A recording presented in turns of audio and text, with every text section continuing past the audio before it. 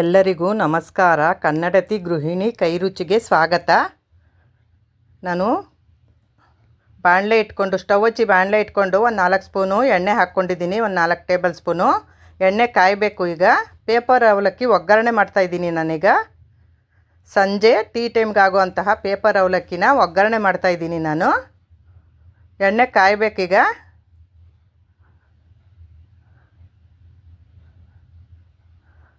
ಮರೆಯದೆ subscribe, like, share and comment ಮಾಡಿ. Bell button press ಮಾಡಿ, ನೋಟಿಫಿಕೇಷನ್ ಬರುತ್ತೆ. ಆಗ ಮೊದಲಿಗೆ ವೀಡಿಯೋಗಳೆಲ್ಲ ಬರುತ್ತೆ, ನೋಡಬಹುದು. ಆಗ ನೀವು ಎಣ್ಣೆ ಕಾದಿದೆ. ಈಗ ನಾನು ಕಡಲೆಬೀಜ ಹಾಕ್ಕೊಳ್ತಾ ಇದ್ದೀನಿ. ಒಂದು 150 ಗ್ರಾಮು ಕಡಲೆಬೀಜನ ತೊಗೊಂಡಿದ್ದೀನಿ ನಾನಿಲ್ಲಿ.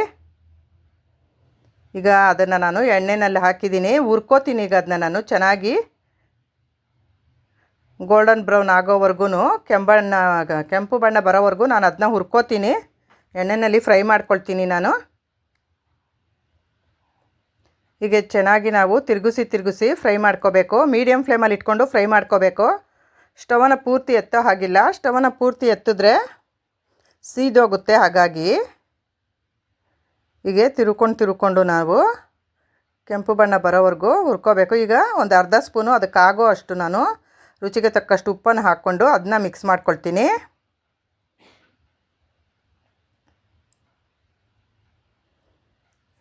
ಈಗ ಅದು ಮಿಕ್ಸ್ ಆಗಿದೆ.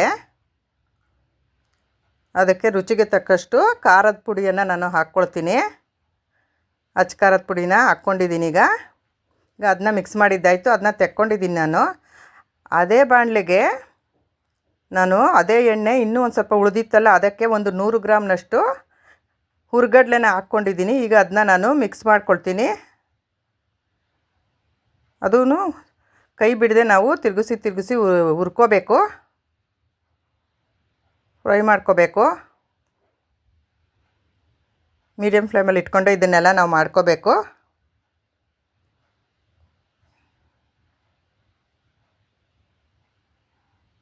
ಈಗ ಅದನ್ನ ನಾನು ತೆಕ್ಕೊಳ್ತಾ ಇದ್ದೀನಿ. ಕಡಲೆ ಬೀಜದ ಜೊತೆನೇ ಹಾಕ್ಕೊಳ್ತೀನಿ ನಾನು ಅದನ್ನ ಬಾಣಲಿಯಿಂದ ಹುರ್ಗಡ್ಲೆನ. ಈಗ ಮತ್ತೆ ಅದೇ ಎಣ್ಣೆ ಉಳಿದಿದೆ. ಅದಕ್ಕೇ ನಾನು ಒಣಕೊಬ್ಬರಿನ ತೆಳ್ಳಗೆ ಉದ್ದವಾಗಿ ಪೀಸ್ ಮಾಡಿ ಇಟ್ಕೊಂಡಿದ್ದೀನಿ. ಇದೆಲ್ಲ ಹಾಕೋದ್ರಿಂದ ಟೇಸ್ಟು ತುಂಬ ಚೆನ್ನಾಗಿರುತ್ತೆ, ಒಣಕೊಬ್ಬರಿನ ಹಾಕೋದ್ರಿಂದ. ಹಾಗಾಗಿ ಈಗ ಅದನ್ನ ನಾನು ಹುರ್ಕೊಳ್ತಾ ಇದ್ದೀನಿ, ಫ್ರೈ ಮಾಡ್ಕೊಳ್ತೀನಿ ಒಣಕೊಬ್ಬರಿನ ನಾನು. ಈಗ ತಿರುಗಿಸಿ ನಾವು ಒಣಕೊಬ್ಬರಿನ ಹುರ್ಕೋಬೇಕು. ಈಗ ಇದಾಗಿದೆ, ಅದನ್ನ ತೆಕ್ಕೊಂಡಿದ್ದೀನಿ. ಈಗ ಅದಕ್ಕೆ ಇನ್ನೊಂದು 4 ಸ್ಪೂನು ಎಣ್ಣೆ ಹಾಕ್ಕೊಳ್ತೀನಿ ಬಾಣಲೆಗೆ. ಅದಕ್ಕೆ ಸಾಸಿವೆ ಹಾಕ್ಕೊಳ್ತೀನಿ. 2 ಸ್ಪೂನ್ ಸಾಸಿವೆ ಹಾಕಿದ್ದೀನಿ ಪೇಪರ್ ಅವಲಕ್ಕಿ ಒಗ್ಗರಣೆಗೆ. ಈಗ ಸಾಸಿವೆ ಸಿಡಿಬೇಕು, ಸಿಡಿತಾ ಇದೆ ಸಾಸಿವೆ. ಈಗ ಸಾಸಿವೆ ಸಿಡಿದೆ ಆಗಿದೆ. ಅದಕ್ಕೆ ಒಂದು 20 ಬೆಳ್ಳುಳ್ಳಿ ಎಸ್ಲನ್ನು ನಾನು ಹಾಕ್ಕೊಂಡಿದ್ದೀನಿ. ಜಜ್ಜಿಟ್ಕೊಂಡಿರೋಂತಹ ಬೆಳ್ಳುಳ್ಳಿ. ಈಗ ಅದನ್ನ ಹುರ್ಕೊಳ್ತೀನಿ, ಫ್ರೈ ಮಾಡ್ಕೊಳ್ತೀನಿ. ಈಗ ಅದಾಗಿದೆ. ಅದಕ್ಕೆ ನಾನು ಪೇಪರ್ ಅವಲಕ್ಕಿನ ಹಾಕ್ಕೊಳ್ತೀನಿ.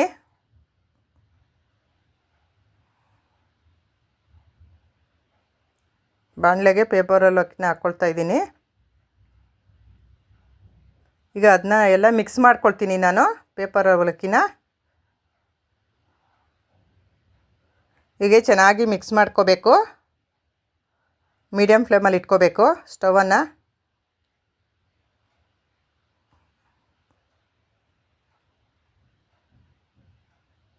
ಹೀಗೆ ಚೆನ್ನಾಗಿ ನಾವು ಹುರ್ಕೋಬೇಕು ಅವಲಕ್ಕಿನ. Friends ರಿಲೇಷನ್ಸ್ಗೆಲ್ಲ ವೀಡಿಯೋಗಳನ್ನೆಲ್ಲ share ಮಾಡ್ತಾಯಿರಿ. ಅದಕ್ಕೆ ಸ್ವಲ್ಪ ಅರಶಿನದ ಪುಡಿ ಹಾಕಿದ್ದೀನಿ, ಒಂದು ಅರ್ಧ ಸ್ಪೂನ್ ಅರಶಿನದ ಪುಡಿ. ಖಾರಕ್ಕೆ ಅಚ್ಚ ಖಾರದ ಪುಡಿ ಹಾಕಿದ್ದೀನಿ. ಖಾರಕ್ಕೆ ಎಷ್ಟು ಬೇಕೋ ನಾವು ಅಷ್ಟನ್ನು ನೋಡಿಕೊಂಡು ಹಾಕ್ಕೋಬೇಕು. ನಾನಿಲ್ಲಿ ಒಂದು ಅರ್ಧ ಸ್ಪೂನು ಅಚ್ಚ ಖಾರದ ಪುಡಿ ಹಾಕಿದ್ದೀನಿ, ಒಂದು ಅರ್ಧ ಸ್ಪೂನ್ ಉಪ್ಪು. ರುಚಿಗೆ ಎಷ್ಟು ಬೇಕೋ ಅಷ್ಟು ಉಪ್ಪನ್ನು ಹಾಕ್ಕೋಬೇಕು. ನಾನು ಮೊದಲೇ ಕಡಲೆಬೀಜ ಅದಕ್ಕೆಲ್ಲನೂ ಕಡಲೆಪಪ್ಪುಗೆಲ್ಲನೂ ನಾನು ಹಾಕಿದ್ನಲ್ಲ ಉಪ್ಪು ಖಾರ. ಹಾಗಾಗಿ ಇದರಲ್ಲಿ ಒಂದು ಸ್ವಲ್ಪ ನೋಡಿಕೊಂಡು ಹಾಕ್ಕೊಳ್ತೀನಿ. ಹೀಗೆ ಚೆನ್ನಾಗಿ ನಾವು ತಿರುಗಿಸ್ಕೋಬೇಕು ಇದನ್ನ. ಈಗ ಇದು ಆಗಿದೆ ಹುರಿದಿದ್ದು. ಇದಕ್ಕೆ ಮೊದಲೇ ಹುರಿದಿಟ್ಕೊಂಡಿರೋಂತಹ ಕಡಲೆಪಪ್ಪು, ಒಣಕೊಬ್ಬರಿ, ಕಡಲೆ ಬೀಜನೆಲ್ಲನೂ ಒಟ್ಟಿಗೆ ನಾನು ಪೇಪರ್ ಅವಲಕ್ಕಿ ಜೊತೆ ಹಾಕ್ಕೊಳ್ತೀನಿ. ಈಗ ಅದನ್ನೆಲ್ಲ ನಾನು ಮಿಕ್ಸ್ ಮಾಡ್ಕೊಳ್ತೀನಿ. ಒಣಕೊಬ್ಬರಿ ಹಾಕ್ಕೊಳ್ತಾಯಿದ್ದೀನಿ. ಈಗ ಅದನ್ನೆಲ್ಲ ನಾನು ಚೆನ್ನಾಗಿ ಮಿಕ್ಸ್ ಮಾಡ್ಕೊತೀನಿ.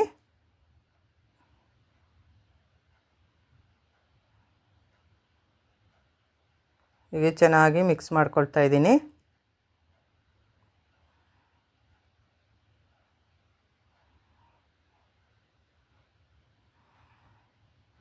ಇದು ಒಂದು 1/4 kg ನಾನು ಪೇಪರ್ ಅವಲಕ್ಕಿನ ತಗೊಂಡಿರೋದು.